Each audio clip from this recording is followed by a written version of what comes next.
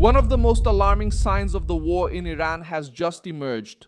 An official link to the Revolutionary Guard stated, in a declaration broadcast by Iranian state media, that the minimum age for participation in support roles related to the conflict has dropped to 12 years old. According to the report, published this Thursday, children aged 12 and 13 can serve in patrols, checkpoints, and logistics. The news comes as the war enters its fourth week and reveals just how far the pressure on the regime's security structure can go. What is happening is a military and political escalation at the same time.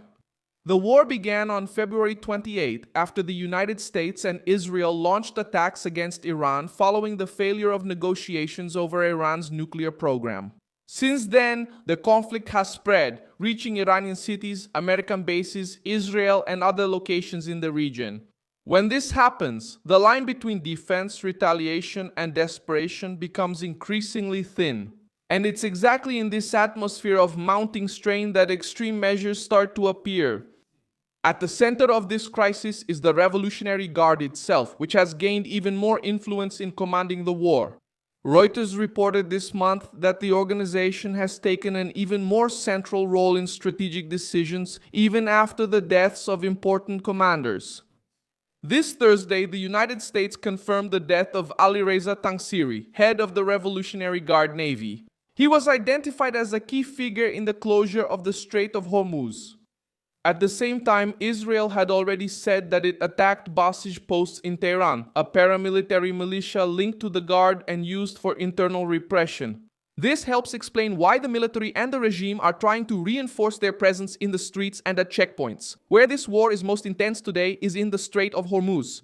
This passage is vital because about 20% of the oil and gas traded worldwide passes through there. In normal times, Iran tightened control over the route. Washington demands a full reopening, and Donald Trump has decided to postpone attacks on Iranian power plants and energy facilities until April 6th. Saying that the talks are going well, Tehran, however, claims that the American proposal is unfair and insists that there is no finalized agreement.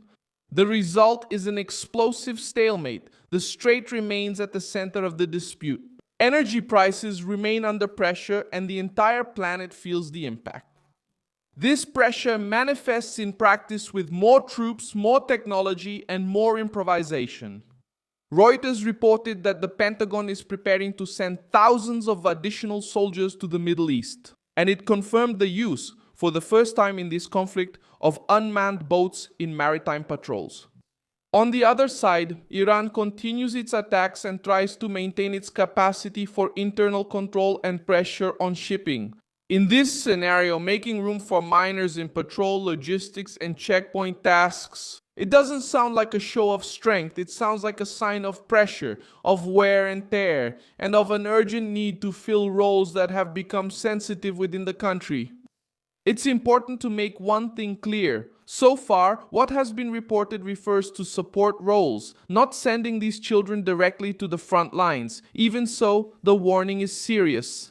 The UN Protocol on Children in Armed Conflict says that states must take all possible measures to prevent it. Prevent the direct participation of minors under 18 years old in hostilities. And it prohibits compulsory recruitment below that age. When the regime lowers the minimum age for war-related tasks during a period of military escalation, the message it sends to the world is grave and disturbing. Why is this news so shocking? Because it doesn't come out of nowhere. In 2018, Reuters itself reported on US sanctions against a network linked to Basij, accused of recruiting, training, and indoctrinating children, including those under 12 years old, under the direction of the Revolutionary Guard. Before that, Human Rights Watch had already documented cases of Afghan children recruited to fight in Syria in forces supported by Iran. In other words, the issue of minors connected to the Iranian military machine is not new. What changes now is the context. This time, the statement comes in the midst of open war under bombardment, with the regime under pressure at home and at sea. In the midst of all this, civilians continue to pay the highest price. Reuters reported that the Pentagon escalated the investigation into the attack on the girls' school on February 28, after indications that American forces may have been responsible. Iran says that 168 children have died. The Associated Press also reports more than 1,900 dead in Iran and nearly 1,100 in Lebanon, as well as casualties in Israel and among United States military personnel. That's why this discussion about children in war roles is not a minor detail. It shows how worn down a conflict becomes as it drags on, spreads, and pushes the region into an ever darker place.